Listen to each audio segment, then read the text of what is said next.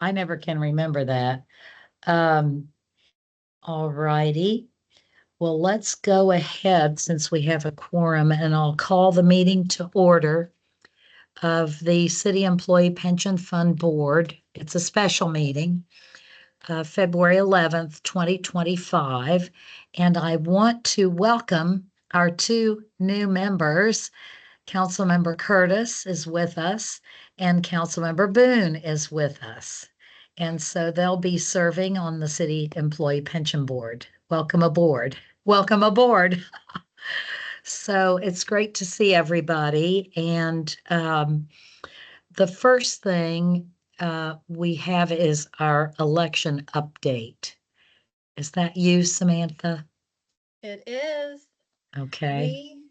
As most of you know, we had our retiree election at the end of the year. We did not get one of the seats filled, but the other two were filled. We have Ms. Gay Lang and Ms. Charlene Summers joining us again to serve on the board. And the ballots were counted and verified on December 2nd. And I believe the board just needs to approve the results of the election, and then they will be official. Okay, and then we have our new process for filling the third position. Is that right? Or do we need to do that? I believe that's Melissa's working on that. She's looking for someone to fill the third seat, and that is the new process. Okay, very good. Okay,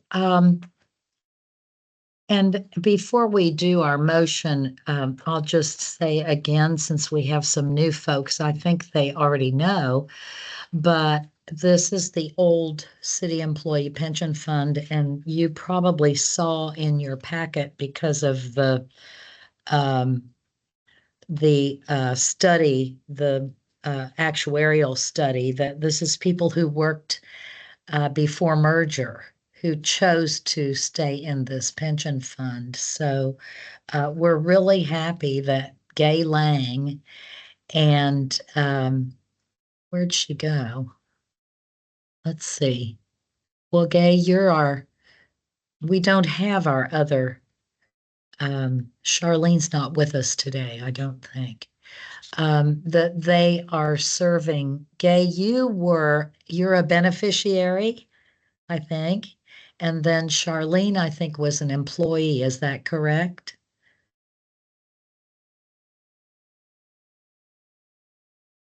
So we're happy to have you aboard again. And I'll entertain a motion to approve the election results, which put Gay Lang and Charlene Summers on the board again. I'll move to approve. So moved. Or second. Right. Second. Okay, and of course I didn't catch who did that. It sounded like Councilmember Baxter and Councilmember Savigny. That's correct. You could choose whichever order you prefer. Okay, very good. Are there any questions? All right, all those in favor, and we need a voice and a face to vote. So if you'll say aye and show your face, please. Aye. Aye. Can you show your face, Dave? Is my camera not working? I have a little trouble with this particular phone sometimes with my reverse camera. Okay, we can't see you. All right. I just pulled into the garage. I know. I just pulled into the garage. I'm going to run up to my office and turn on my computer. So if you want to hold that vote for about 2 minutes, I'll get to it. Or we could I think without you we even have a quorum. There you go. I'm good then. All right. So we'll see you in a minute. Okay. So then that brings us to the November 7th minutes, and I'll entertain a motion to approve. Motion to approve. That was Councilmember Curtis, I think. And is there a second? Second. I'll second that. All right. Councilmember Baxter and Councilmember Savigny are vying for this. We need you. Any questions about the minutes? All right, all those in favor, say aye. Aye. Aye. Okie dokie, that motion passes. And then the second quarter expenses are for your information only. And they are on page 5 of the packet. And they're fairly simple. So if you have questions, we can take those. Otherwise, we'll move on. Okay. Now we need to ratify the transfer of payroll for January through March, and that's on page 6. That's the letter. And I'll entertain a motion to approve. Do I hear a motion? So moved. moved, Glenda. Okay, Glenda, did I hear you? Yes, ma'am. And who seconded? Somebody can second. We can let I'll Dave second have it. it. We're letting Dave have it. Or not. I think we all came in. Okay, okay. Let's have people who are on the camera Yeah, make motions in second. thank you, Evan. So, Councilmember Curtis, did you second? I'll second, yes. Thank you. And for our new board members, we have a letter that this is just to make it official what we transfer out to our beneficiaries and those receiving benefits. So we get this in our packet every time. So is there any question or discussion about the transfer? All right, all those in favor, please say aye and show your face. Aye. Aye. All right. Anyone opposed? That motion passes. Now, we have our 24 actuarial valuation report. And is this David Calvert? Is this you or is this Allison? Is this you or who is this that's giving our report? Neither of us. Oh, well, No. fill me in on who's giving the report. It's either Matthew or Floyd then, or Olivia. The actuary report is prepared by another firm. We have some Okay. highlights, but Samantha? So who would like to lead us through this? Typically, I don't know that we've had someone lead us through it in the meeting. It has been on here and any questions were asked, but I believe that finance managed getting this, but I don't have the answers to answer the Okay. questions with this, but it's on here for approval. Okay, well, since it's not an FYI, I figured it was. I'm not sure, if everyone had a chance to look through it. It has some interesting information in it. And one of the numbers that I noted right away was we now have 26 members, retired members and beneficiaries, which if I recall, the last time we did this, it had well over 30, almost 40. Does anyone remember that? Almost 40. And you can see the main numbers on the page 11, which gives us all kinds of good information about about our members with benefits, how much the benefits are, and what the market value of the fund is. So the accrued liability and those numbers are back in the back around page 22. And so it looks like we're 650% funded. Is that correct? So we're in great shape. So I'll entertain any questions or comments. Does anybody have questions? If not, yes, Councilmember Savigny. Yeah, just a quick one. And this may be more for Aaron, but does I I didn't look specifically at the report. Does it basically say our that liability? You know how we basically have two accounts, the liability defeasing account or whatever you call it, and then the regular investment account. Did it change that number? So this, excuse me, this is our actuarial liability, and we did do a transfer, and I think the transfer is reflected from our liability defeasing portfolio to our return seeking portfolio last quarter. Sorry, I got a frog in my throat somehow. Sorry. About $2 million. So we did notice in the last quarter that we were a little bit overfunded in our liability defeasing. So we did make that transfer. And I think that David and Allison will probably talk about that a little bit. Okay. In looking at the actuarial valuation, it does appear that is supported based on our annual benefits that we're paying in our membership from last year to this year. So it does appear that we're on track. I think the major fluctuations that we're seeing are in that return seeking portfolio. Obviously our funded portion for our liability defeasing is fully secured. So Thank you. yes, sir. Any other questions? All right, I will ask for a motion to accept the report. I'll move to accept the report. Thank you, Councilmember Baxter. Second. Thank you, Councilmember Curtis. Any further questions? All right, all those in favor, please give a voice vote since our faces are all here. All those in favor say aye.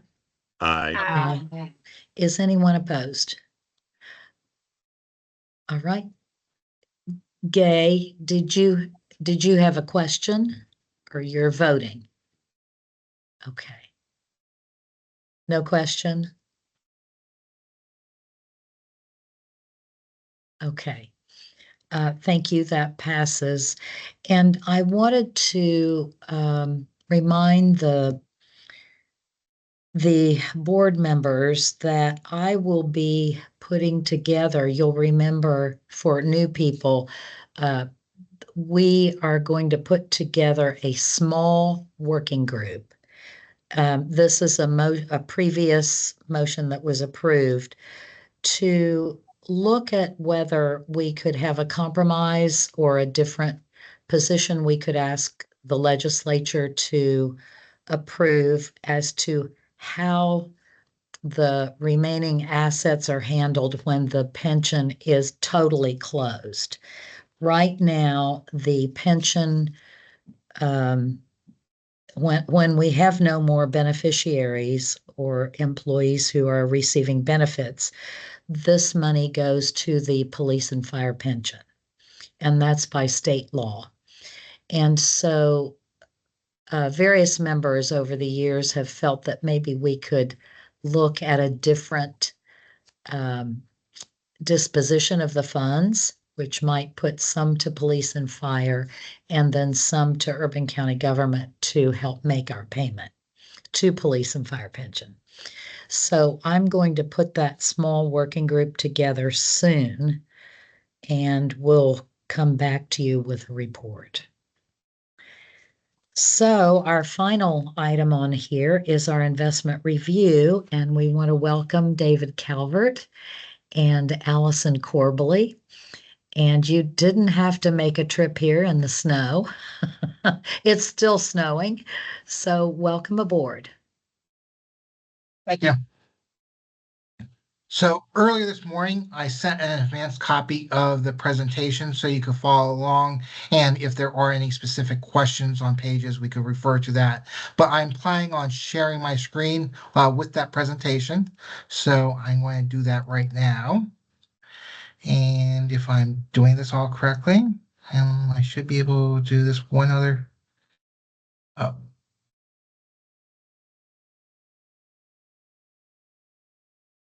Full screen mode there. Okay.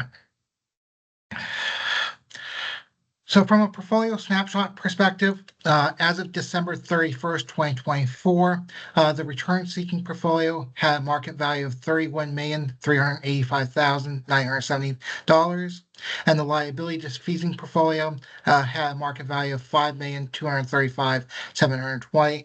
And when I add those two numbers, that isn't correct about the 35.5. It was actually $36.6 million as of December 31st. A slight decline from the quarter earlier. That was mainly due to market-driven events with the return-seeking portfolio. As you can see there, the return-seeking portfolio has slight negative return for the quarter. The overall allocation of the combined portfolio, you would see here on the lower left-hand side, the liability defeasing portfolio makes up about 11.4% of the overall pension fund, while the return-seeking portfolio accounts for the remainder, and it's diversified among about 34% in fixed income securities, and 34% in domestic equity, and 15.7% in international equity obligations. We updated this particular chart from the actuarial report that we just discussed. Here is a comparison of the overfunded status of the pension fund since 2009. You can see the latest report shows that the pension fund is overfunded at 650%. That was a significant increase from the prior year of 578%. And the actuarial liability as of June 30th of 2024 was $5.3 million, a slight decrease from the year earlier. A quick performance snapshot. The return-seeking portfolio, as we discussed, had a change in market value of $472,000, a decrease, which represent a decline of about 1.48%. We were able to outperform the respective benchmark that posted a negative return of 1.71%. So outperformance of about 23 basis points. And then the liability defeasing portfolio, because interest rates increased during the October to December time period, you can see that the change in market value of about $148,000 for that particular portfolio. And then over the last 12 months, the return-seeking portfolio generated a total return of 10.37% compared to the benchmark of 10.8%. The liability defeasing portfolio generated a 12-month total return of 2.23, which translates into an overall combined portfolio return of 9.97% for the pension fund. As we briefly mentioned earlier, one of the big changes was there was a transfer of $2,140,000 from the liability defeasing portfolio over into the return-seeking portfolio during the summer. That just accounted for an overfunded status within the liability defeasing portfolio. And here are the historical returns of the return-seeking portfolio. Over the last 5 years, the total fund generated return annualized of 6.42%. Since inception, the return-seeking portfolio generated an annualized total return of 6.93%. Just brief economic update. The economy remains on a very good path. The employment picture remains solid. The unemployment rate as of January, which was just released on Friday, showed the unemployment rate at 4%, which was a 0.2 improvement since November. And if you look at that from a historical perspective, the unemployment rate remains well below their 25-year average of 5.7%. In 2024, the economy created over 2.2 million new jobs, which was a very healthy number, and we continue to see a very strong and robust labor market. Unfortunately, the inflation picture remains stubbornly high. The Federal Reserve would hope to have core inflation down to 2%. However, as you can see in the light blue line, that remains above that 2% level at 2.8% in November, while headline CPI number remains pretty elevated as well, 2.7%. We continue to see headwinds on making improvement in inflation, and that's being acknowledged by the Federal Reserve. So we're probably not going to see as aggressive of federal policy moves in the coming months because inflation remains somewhat sticky. Federal Reserve Chairman said at the December meeting, I think it's pretty clear we've avoided a recession. I think growth this year it has been really solid. It really has. Again, the U.S. economy has just been remarkable. GDP growth here in the United States remains quite strong. During the second quarter, it was 3%. During the third quarter, it was 3.1%. We just recently received the actual GDP report for the fourth quarter, and it was in line with expectations at 2.3%. Overall, in the United States, we continue to see strong economic growth, unlike our counterparts in Europe and in Asia. If you look at their growth numbers, they were much more weaker, and you've seen that the European Central Bank and other central banks across the world decreasing rates because growth has been a little bit more anemic than it has here in the United States. So what has the Federal Reserve telling us? The Federal Reserve at its quarterly meetings, March, June, September, and December, releases its dot plot. This particular dot plot was from the December 18th meeting. And as you can see here, the Federal Reserve has basically increased their projections of monetary policy. So the light blue line was their projections in September. The dark blue line shows their projections in December. And what you can tell from this is that the Federal Reserve is going to remain a little bit more vigilant and keeping rates higher for longer. So instead of expecting to lower rates by about 100 basis points here in 2025, they're expected to only lower rates by 50 basis points.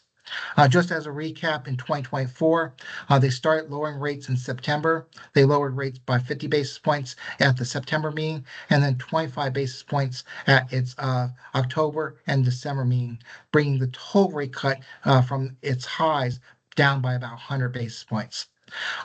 Whenever we see monetary policy easing, that has been helpful to the stock market, and we saw some half decent returns during the second half of 2024.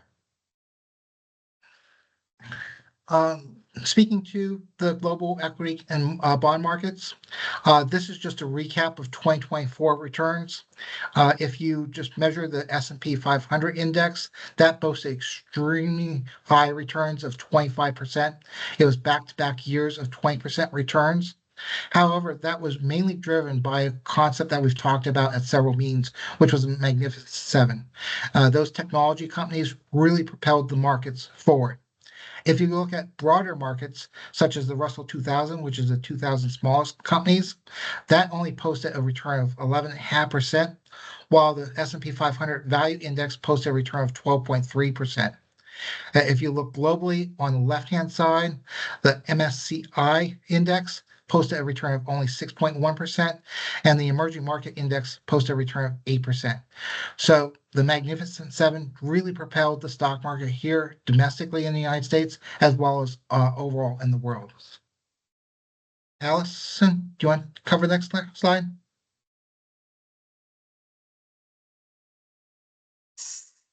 Are you pulling up to the market returns? Yes. I'll just cover 15. So I think one of the things that we continue to focus in here on the markets is there any kind of cracks? Are we seeing any cracks among consumers? Are they slowing down purchases? And overall, it's like, yes, there are some numbers that are ticking up higher, but we're not seeing any type of significant deterioration in consumer confidence. In the upper left-hand corner, you could see consumer confidence remains above 100 level. That means that they are a little bit optimistic about the future, as well as personal savings rates. Yes, it's a little bit lower than it was in 2020 when people were basically sheltering at home. However, that number has picked up slightly, meaning that people are continuing to have enough money to spend freely, but actually able to save some money as well. And even though mortgage rates continue to remain around 7%, I think people are getting accustomed to that. That is just the part and cost of buying a house. So that isn't tremendously hurting the housing market from basically being a standstill. People are continuing to transact houses. It's not at a robust level. However, there isn't like a standstill in the housing market per se. And then now I'll turn it over to Allison. Thank you, Dave. Could I interrupt just a Sure. second and see if anyone has any questions up to this point? Yes, Councilmember Savigny. Yeah, thank you for the presentation. Just a quick one, because I know you guys made some changes like probably a few years ago.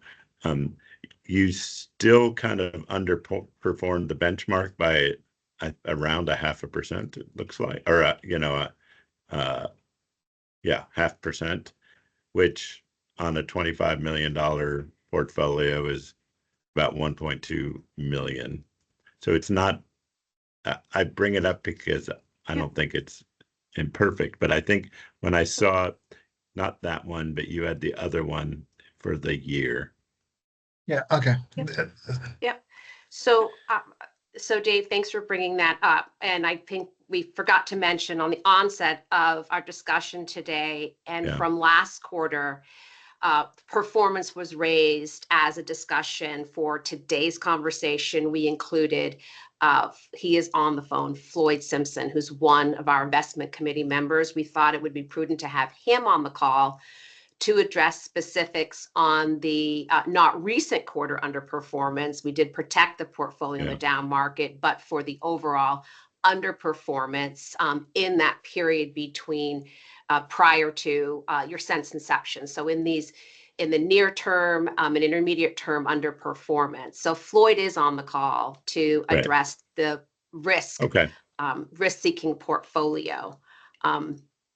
Happy to jump right into that. I was going to cover the markets in general and then talk about some of what our team is looking at as we move into 2025. But we're here for you as the client. Yeah. So I'm fine as long as you address it at the end. Yes. I mean, it's just I know you made some changes, and it seems like you're still underperforming. So, it's just important to realize that as a group, like, we're responsible for this, and in essence, like, you should be targeting the benchmark, which I know you are, but I think typically it should be closer than this. So that's it. I'll wait for you. I'll wait for the rest of the presentation, and then you can kind of address it as you go through it. All right.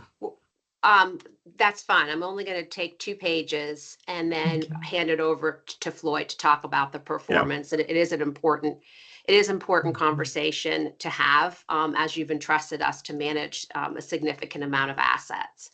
Yeah. Thank you so much. Okay. Very good. Why don't we turn it to just the quick on the markets in general. We did see, for 2024, very strong year. Just reiterating what Dave said, you had the resilient consumer, solid environment for corporate earnings, labor markets generally in good shape, inflation coming down, but a bit sticky at the end of the quarter. So the portfolio itself is in a 60-40 exposure. So you were able to participate on the up markets for 2024 in the domestic equity side. What we did see, as Dave alluded to, was that rotation back to the large cap growth, that Magnificent Seven, somewhat overvaluation in the US equity market. But if you peel out the Magnificent Seven, what we look at for characteristics for price to earnings to be around the average of 18 and 19, that's what you're seeing when you pull out the PE of these large cap stocks, the Magnificent Seven, which actually have a PE around 30. So you are seeing that there are elements of the market and the broader market in the U.S. equity that have the opportunity to grow, and better earnings potential than we may see in some of this concentrated narrow market area we've experienced in 2024 and also in 2023. And you saw that for the fourth quarter, positive returns again in this area of the marketplace. And you saw where it wasn't appreciated was in the value portion of the market and also in lower cap areas of the market. And we're dealing with that in the portfolio itself. So, the portfolio was off for the quarter, but we did protect against that benchmark. You see in the international equity markets, we have moved underweight to international equity markets. While their valuations are looking better, there is concern for a slowing global economy overseas, as well as you have the strengthening U.S. equity dollar. And then Dave already talked about the fixed income markets. We did see the Fed making 2 cuts in the fourth quarter, in anticipation that they may not continue to cut into as many as we anticipate into 2025 due to that increased level of inflation we experienced, particularly in December. Now, if you look at under the alternatives for REITs, we did incorporate REITs into the portfolio. Why is that? From a valuation perspective, we believe that the real estate market has bottomed out. The fundamentals are very attractive. And think of real estate not in your traditional office space. So we're looking at it as infrastructure, healthcare, and the opportunity to add growth and value in the portfolio is attractive. Well, very good performance for October, November, but December, that increased volatility and interest rates did pull back from what we expect from real estate investment trusts, but we still have strong conviction moving forward into 2025. The opportunity set is there for REITs and have it in the portfolio. Just to that next page, and I'm going to flip it over to Floyd. Thanks, Dave. 2 components that Dave didn't address because it really impacts the way we manage portfolios. And that is the bottom line there. Corporate fundamentals look good across the board. I already mentioned valuations. You have the haves and the have-nots, the ones that valuations have got very expensive. Can they continue that level of appreciation, particularly in the large cap area? And then you have the valuations where they do look attractive. And we hope to see broadening earnings, mean broadening breadth, mean broadening market appreciation in those areas of the market. And the far right political risk, we've been in the red for a considerable amount of time. One thing that you cannot ignore is the fact of what's been going on in the news as of the new administration. It's challenging to assess the economic impact of the tariffs that have been proposed. Our investment team had come up with comments last week and then had to shift a sea change because it's very fluid, it's a dynamic process, and there's a level of uncertainty as it relates to the impact it will have on the markets, particularly going forward. Because remember, we're on this portfolio, we're looking more long-term and not short-term. Let me stop there because I do understand that it's important to talk about the portfolio, but I want to take any questions that you have for Dave, Floyd, or me before I pass it over to Floyd to talk about the portfolio. Okay. Are there questions? And I can't really see everybody. I see your names, but if you have a question, just weigh in. There we go. Any questions, board members? I might have a few after we get through the portfolio piece. Okay, very good. And I know for new members who haven't been in on these yet, it's a lot of information right here. So we certainly welcome any questions. Doesn't seem like we have any right now, so if you want to go ahead.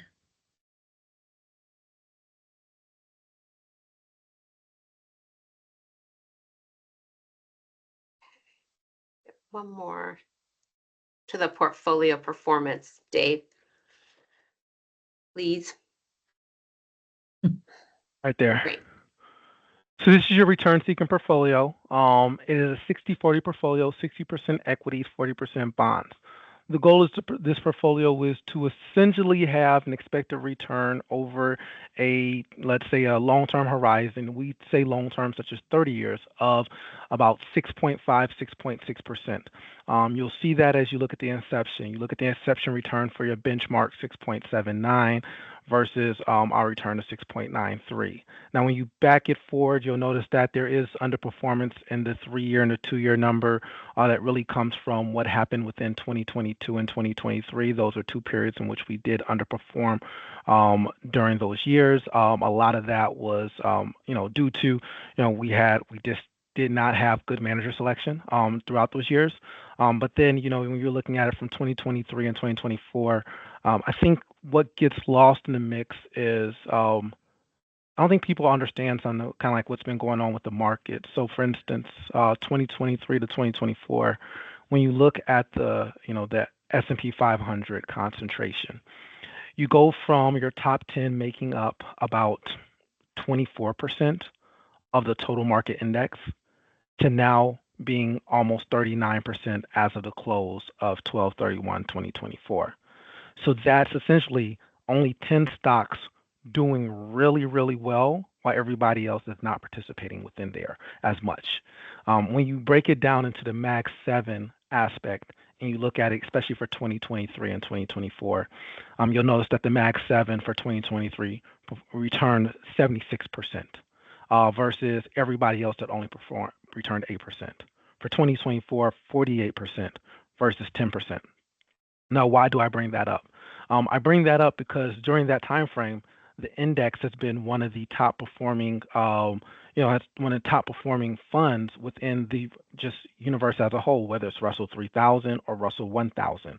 And so within there, that makes it a lot harder for active managers to outperform. When it's in the top third, that just means it's a very efficient market, which means if it's the index is going to do very well. If it's not and you're in active is going to do well. There's going to be periods where active managers do well, passive managers don't do as well, or when passive managers do well and active managers don't do as well. That's what you're currently seeing right now within your domestic equity portfolio. When we look at this top line, you'll notice that when you're looking at a lot of returns, you'll notice that this is where the problems have been. Whether you look at, for domestic equity, the First American Multi-Manager Domestic Equity Fund, now it performed almost in line for the fourth quarter, which is a lot better than what it has done in the past years, but it has lagged. If you're looking at it from, the 1-year period, 21.53 versus 23.81, 2 years, 21.79 versus 24.88, and then 6.32 versus 8.01. A lot of that, again, that's coming from, a portion that is manager selection. So Vaughn Nelson, which is a manager who just has not performed well. They've had a value tilt. Even when we expect them to do a little bit better, they have not. They're a little bit more concentrated. So they weren't in a lot of those Mag 7 names.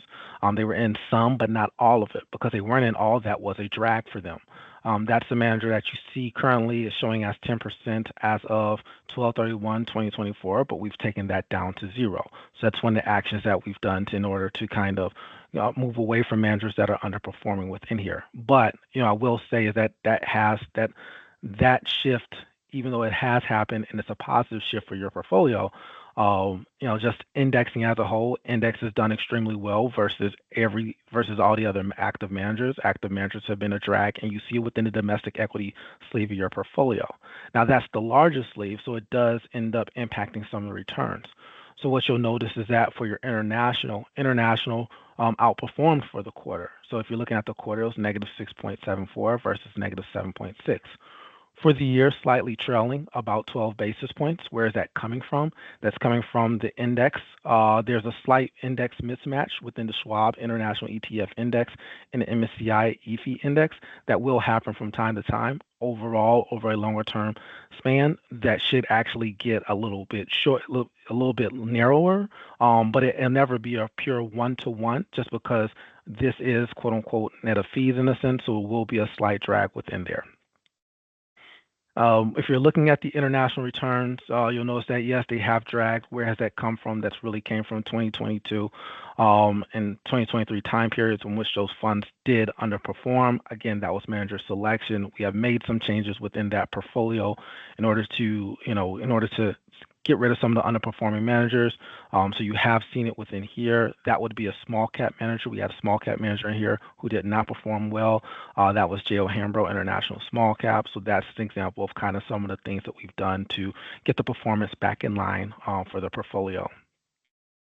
Last but not least, on the next page, you have fixed income. Within fixed income, that's been the area that we've been able to outperform. You'll see that over the longer term, the First American funds.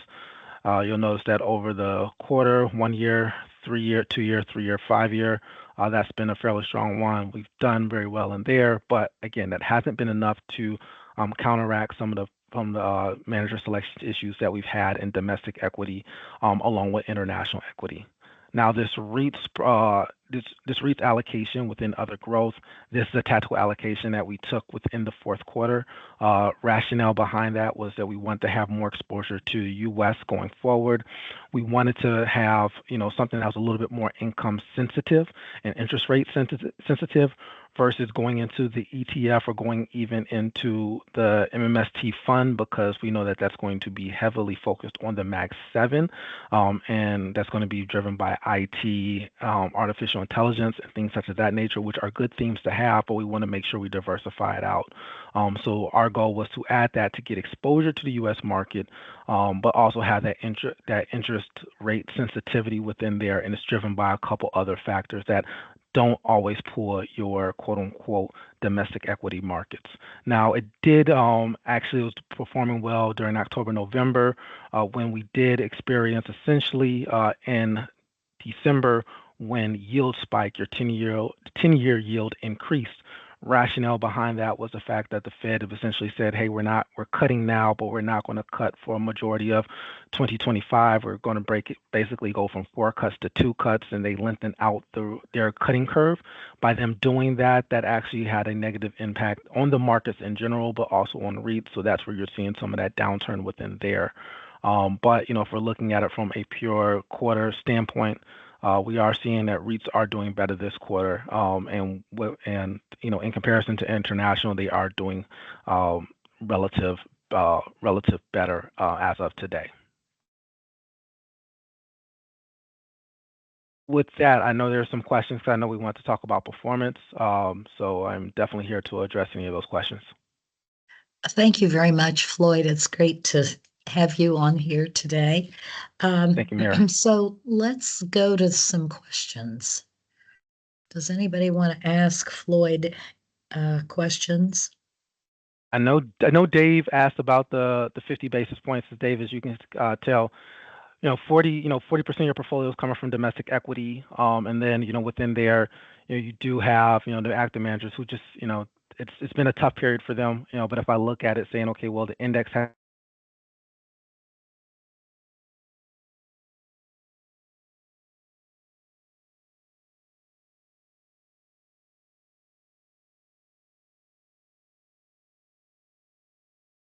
your question that I know that you agree, that's where you're seeing that underperformance come from, Dave. I'm sorry, but my screen froze there in the middle. Mine did too. I think we all Can you froze repeat that, because Floyd? yeah. Okay. So sorry about that, Floyd. No, that's okay. So you address like, hey, it's a 50 basis point drag. So you will see some of that just because of fees, but overall, where's that coming from? That's coming from the domestic equity. Again, that's coming from that Mag 7, that type of concentration that's happened over the past 2 years. Now that's starting to die out, and you're seeing it within market returns now, that you're seeing now more companies to actually being able to outperform some of those top 10 companies. But to your point, like that's where you're seeing that underperformance come from. Okay. And my general thought was, the benchmark that you're doing is based on these indexes, and it's based on a percentage of portfolio in a particular index. And I don't necessarily know why you've chosen to actually have active managers, because it does seem it seems like we might pay less in a fee with without managers, and we might just do better in being in a standard ETF index fund that generally is almost right on the number. You know what I mean? And I'm not I and I don't know if that's an our decision or your decision. But I question your decisions, I guess is No, and and I think that's a joint decision, Mhm. Dave, to your response, because we're when we ask questions, one of the things we look at is, okay, what's your risk profile? What are you looking to do? What do you want to do for the longer term? And to your point, yes, with the ETFs, what you'll end up getting is you'll get, probably index return minus that ETF fee. So it would be slightly less. You'd still have a trailer within there. The only time you'd be able to, quote unquote, really outperform the indices would be when we end up doing some type of tactical shift that essentially, either helps you on the upside or helps you on the downside. So that's where you'll see the outperformance. Other than that, if you're doing just a pure passive, then what it would be is it just would be tracking the index minus the ETF fee, which would still be a slight haircut. Not as much to your point. I think not as much to where you would see with active management. Now again, active management goes in waves. There's going to be some times where it outperforms. There's going to be some times where it underperforms. So I think that's why we're, to your question, you look at both the short term and the long term and kind of say, okay, well, short term, this hasn't worked. Why? What are you doing to make sure that it gets back on track? But longer term, has this worked? And then even on top of that, you still have to look and say, okay, well, what is my hurdle rate? What is my bogey? What am I going to be able to get my 6.5% rate of return? Is that what I really, really need? Do I want to get more? Do I want to get less? I mean, that's where the interaction also comes from your side. Because again, if you choose and say, hey, you know what, we want to lower some of the risk within here. We just want to do passive. That's I'm agnostic to that. I say, my goal is to help you build the best portfolio for you to hit the returns that you need to hit. And so at the end of the day, myself, David, and Allison are here, to help you guys make sure that we hit the returns that you're looking for. Lloyd, one thing that I've been personally observing is how like the Mag 7 and some of the top 10 companies are accounting for a much larger percentage of the S&P 500. I think you alluded to that number as well, just the change over the last 2 years. From a risk perspective, it's like, how do we feel about the extra concentration risk? Like for me personally, it's like in my personal portfolios, having 40% in just 7 companies just seems to be a very high concentration. Yeah, and I think that's the problem that active managers deal with, and I think everybody's dealing with. We we think of an index as being diversified, but when you see that concentration risk within essentially 10 stocks and primarily being driven by 7 plus JP Morgan, but when you're looking at it from that aspect, then it's like, okay, well, here's the biggest dislocation between the stock market and the actual market that we really deal with. Um, Only 2%, less than 2% of our workers work in IT. Information technology makes up 40% of S&P 500 market index. Look at how big that disconnect is. And then when you think about the themes and everything else, you're essentially having, essentially one sector driving a majority of returns. Now, I will say, taking a step back, if you look at the trends and where we're going, you can say, okay, well, I can stomach that risk because I do know, like, long term, everybody seems to be going into a technology company. Now, is that the right thing or the wrong thing? The Nifty 50 would say no, that's definitely the wrong thing you want to think about. But it's something that, should be discussed and people should think about, because it's not, you hear index, you think diversified, but when you peel back the onion, it's not as diversified as you think. So that's what David was definitely pointing out. Yeah. I think Whitney had gone off, Paul. Thank you. Whitney had chimed in and wanted to ask some questions. Yeah, I just wanted to kind of look at it from a more broad spectrum. So I want to go back to what Allison was talking about with all of the risk categories and moving towards like the political risk environment that we're currently in and how it's considered negative.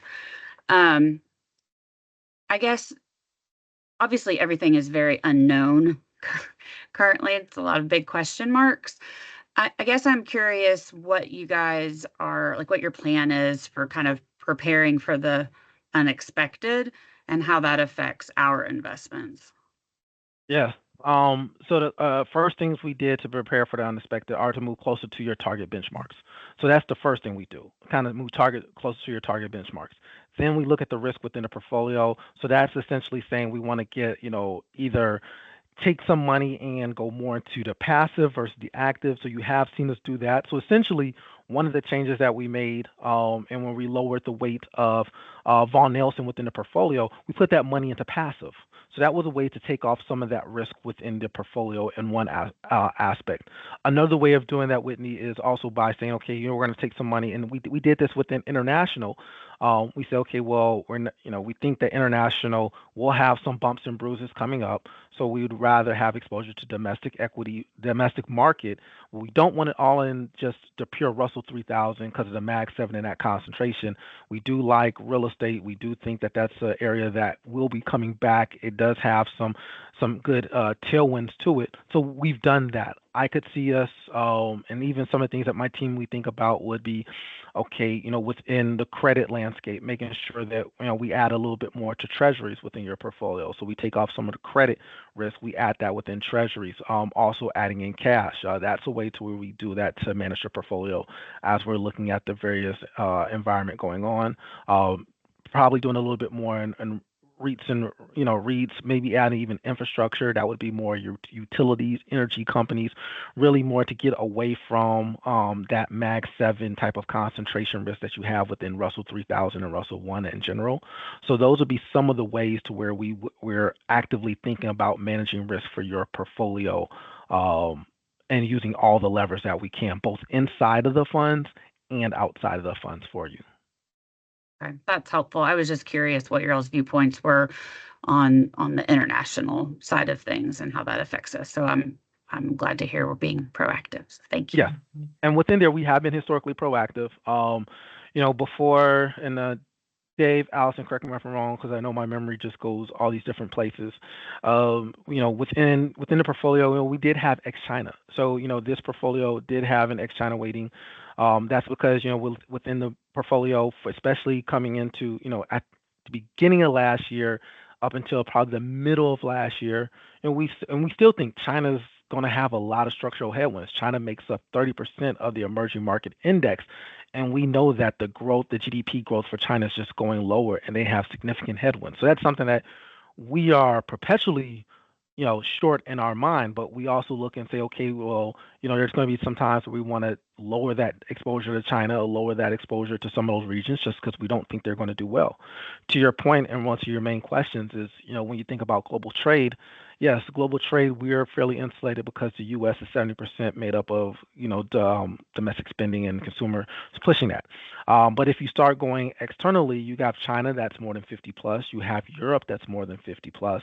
So the global trade aspect is going to hurt them a lot more. So that's something that we are thinking about, which is kind of why we're saying, okay, well, if we think that global trade is going to slow even more, if the impact of the tariffs really starts to come into play, legislation comes into play, it might be a triple whammy, and where it's like saying, okay, hey, you know what, we might want to bring, be a little bit more safer within the bond portfolio, make sure we bring a little bit more into, diversifying type of buckets like, again, REITs, global infrastructure, or even say, you know what, let's take a little bit of money and move it into cash too. So with all that said, Floyd, are you, because we don't exactly know about the tariffs and how they're going to end up, how flexible and quick are you in terms of responding to that? So I think the best example for your portfolio would be, if you think about it during COVID, during 2020 in March, that was a time frame that as soon as it was declared a global pandemic, within your portfolio, we actually took some money out of equities and went into cash. So we're and even the investment committee, we're in constant contact with each other. Investment team as a whole, we're on one big chat talking about everything and kind of what are some of the things we're all seeing. I look and say when we need to make decisions, we can make decisions as fast as, 2 to 3 days, a week if we need to pull up some information, or if somebody feels like, hey, I want to wait for certain information. But we're actually fairly fast with pulling that trigger. Now again, I I look at our returns and say, we've been challenged in certain places, and to David's point, and I think those places are the areas that we have been actively working to improve on, because his point is valid. Like if we're not hitting that number, we are creating a drag on possible returns for the portfolio. So we do need to make sure we add some value with with our fund selection. Well, I do think, to Dave Savigny's point, we're in a position, especially with this return-seeking portfolio, to be sure we're doing the best we can do, right? Because our liability portion is in good shape, and it funds what we need to fund. So, what other questions do folks have? And I want to welcome Charlene Summers, who's joined us. Hey, Charlene. Other questions? Okay. All right. I think you all have more, right? Thanks, Floyd. Robin, Yes, thanks so much. Aaron. I think Aaron has a question. I'll be honest, I really struggle with this. Just for the comparative purposes, you all know I serve on the Police and Fire Pension Board. 6.5% would not be acceptable there. We're looking at 7.25, 7.5 on our good days. 6.5 it would not be a goal that we would be excited about. And we do have that fund actively managed, and you do invest a little bit more and pay a little bit more, and it is intended to generate those returns. And I'm struggling with the fact that this fund is different, and this fund was intended for different purposes, and we have structured it different, and it does have a different level of risk and a different purpose. But kind of our responsibility is not different. And our responsibility is to do with it the most that we can do with it. And I'm not really sure where I'm going with all of this, except to say, I feel like we should be able to be doing more with it. I think when we looked at our investment strategy, I think we were a little hesitant to take more risk, and so we held our goals and our objectives for our allocations the same. And I'm not sure if that was the right approach. I think we as a board voted to do that because we're not, we don't do this for a living. We don't know what's the best strategy, and we were hoping for some guidance mixed with we do know that we're also responsible for investing other people's money, and we want to be cautious and careful, and make sure that we're making good decisions for that as well. But I can't help but compare the two funds and feel like this one is not doing as much or as well as it could be, based on what we're seeing in a similar realm. So I would like to continue to see progress. I'm glad this last quarter we beat it. I would like to continue to see that. And I do know that we are going to have to wait out some of the lag that, or some of the years of bad that we went through. I know that that's not going to be a turnaround for tomorrow, but I do think that when we have underperformance in some of our managers, we need to cut bait a little sooner. If we're seeing that on your all side, I think that we as a board will accept your all's recommendations to do that if you're seeing that. So please don't hesitate to bring those to us if you're seeing things that give you pause or things that you might want to make changes on. We are open to your recommendations and would be encouraged to hear those. Thank We'll you, do. Mayor. I think to your point, I mean, when you have a 7% bogey or 7.5% bogey, like I look at this type of portfolio and say, look, 6.5 and managing for 7.5 are two different things. And this is coming from a person that sits with David and Allison tell you. I do our portfolio construction. I do our asset allocation. I can tell you 70, that type of portfolio, like, all right, look, I need to do closer to 70, 30 or 75, 25. And then I probably need to include some alternatives within there. It means I need to have some allocation within private equity, and other aspects. And I think, again, like, this goes back to, I think you highlighted, the difference, which is, if this was, if you have a certain amount and this is a surplus, how do you want to be? I need to hit a certain mark, or do you want to be too greedy? And I think that's what you have to balance, because things look really, really great. And I'll be honest, when things look great, it's really good. But you've had 2 years of 20% plus returns in the domestic equity market, and the chance of that happening for the third year, as we're starting to see, is very slim to none. And because you've had so many great returns, I mean, if you kind of go back to Allison's page about the indexes, you had, what Dave, Allison, correct me if I'm wrong, S&P 5 has had a 10+% rate of return, almost closer to 15% rate of return for the past 10 years. You're in, most people's projections are closer to 7% for that. That means that it's going to pull it, the numbers going forward might be lower. So I think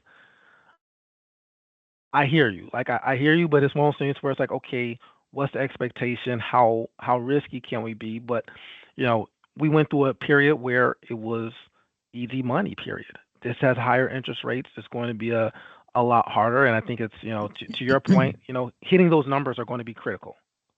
And they should always be critical. I would just like to chime in and agree with Aaron. Glenda, Aaron, and I all sit on the Police and Fire Pension Board. It's a totally different kind of pot of money, and it's way bigger. However, we do see this each time we're in these meetings. So I would just kind of tag on to your last comment, Aaron, of if you all see something, see a place where you think, well, maybe that is the place where we can make a bit of a change and make a bit of a difference. I think a lot of us would probably welcome that. We're not asking, I don't think I'm asking you to go wild. None of us want to go wild and take gigantic risks, but we're just looking for ways to maybe up that percentage a little bit. So. Okay, we can do that. And I appreciate your comments, Floyd, very much. Yeah, I mean, again, I think that's going to come down to an IPS change. I'm just going to, be frank with you. It's probably going to come down to an IPS change. That's probably going to come down to, we probably should talk about the risk and returns. If you want to have that to all adding alternatives to this portfolio, what does that mean? And I mean, the other caveat is, I look at the time frame and I look at the purpose of these funds, and okay, are we going to, is that appropriate for the time frame and the wind down for these funds? So I think that's a conversation we should have, and we should have in the near future, so that everybody can at least understand what that entails.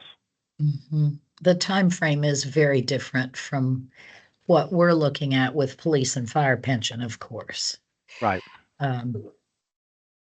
Yes. Let me interject. I think if I understand from the general board concern, Dave's comments and Aaron's comments and the mayor, we have two items here. One is the issue of underperformance, not the recent quarter, but general underperformance and the expectations of not meeting the objections and our goal to outperform the benchmark. That's one. And then the second, if I understand, would be, is there, from an absolute standpoint, is there the opportunity to achieve a higher rate of return? Is that correct on the second, or did I misunderstand? There's two areas here, and that the second one is a concern.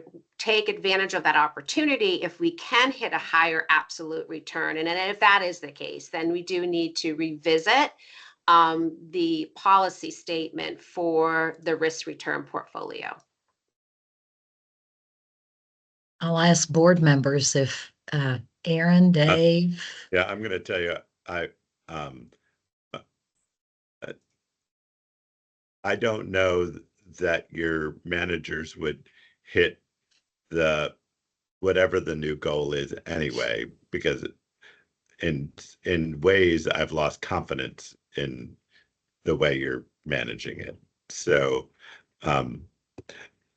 mine is more that first thing that you mentioned, okay, the underperformance to a target. I have no reason to think if we change the target that you would overperform the target. So, okay. Thank you. Anyone else?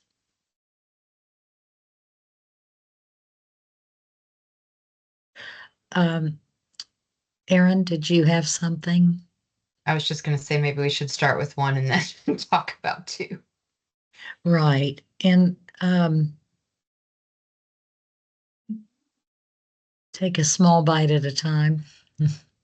Yeah. And so this would be a conversation, I think, I don't know that we want to do this today. This is because I think you all would, our team, Allison and David and Floyd, would want to bring us some information for a discussion. Is that a fair statement? To talk first about underperformance, a little more in detail. And I think that has to, I understand from the board the concern, and I think that we'd encourage a committee member like Floyd for the next quarterly meeting to see how we progress in the performance for the portfolio and if we're meeting the objectives and if we can improve upon that for the next quarter to the boards. We've got some work to do. It's not going to happen overnight, but if you allow us a few more quarters to get back up where we can make up some ground for that intermediate performance lag, we would appreciate that. Okay. Board members? A yes or a no, or Dave? Yeah. You know what? I'm fine with that. I mean, just keep in mind that every quarter that underperforms is a certain amount of money that we've neglected to make. So, but we are, I think it takes more time and effort to do that. We did bid all this last year, and we kind of re-awarded it, if I remember right. Isn't that right, Aaron? Yeah. Yeah. And I think, yeah. So anyway. Council, yes, go ahead. That's it. I just, and maybe specifically, maybe one of the things that you guys could provide for us is a list of the managed funds. Again, like here's the managed fund, here's the manager, here's their personal track rate. It would be easier maybe for us to have that discussion, because we would have better information, and I don't know, we could have been supplied that information already. David, But you tell me if you've done that. David, I think that's in the book, if I'm correct. The individual managers. Is it? Okay. Yes. Yeah. And It's- so there are individual managers on the individual funds, correct? Correct. Okay. There are, but it doesn't include the returns are included in the performance page, but the information on the underlying managers, Dave, is included in our Yeah. standard QPR for the risk portfolio. And I Okay. can make sure with Samantha that everyone has a copy of that. Yeah. And it might be easier to actually, so that we see their performance next to them like a standard performance. That might be helpful. So we can match it up, but if you want to lead us to water, like you can provide us an easier way to see it. So It'd be on page 28. Okay. And 28 and 29. I think that Councilmember Boone, did you have a comment? I saw your mic go off. Not in particular, but kind of second to Dave as far as and Aaron as far as making the most of what we can when we can, and I understand it takes time, but to try to kind of rebound in a positive direction. Okay.